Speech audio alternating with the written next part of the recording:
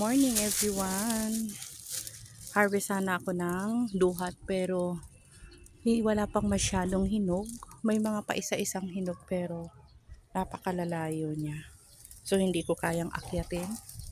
And ito yung na-notice ko, ang daming bayabas na kaming. Ayan oh.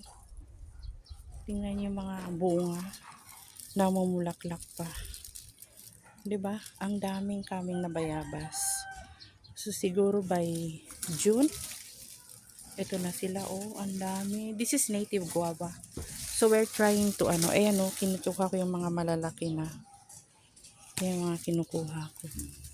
And hindi na-harvest kaya ang daming nahulog. Pero I was amazed by this kasi ang dami niyang kumamunga talaga siya madami and napakasarap ng bayabas na ito. Dami oh. Dami. So yung nyug namin dyan namamatay na. Ewan ko mayroong pumapatay eh. So actually patayin ko na rin yan kasi yung ugat niya nakakarating na dun sa kabila nung nagpabakod ako. So hindi na siya pwedeng magtagal dito. Ayan. Ayun yung duhat, hindi ko abot. Yan o, pa konti-konti pa lang ang buong. So ayan.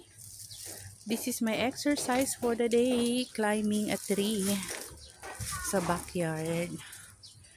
So, keep safe everyone.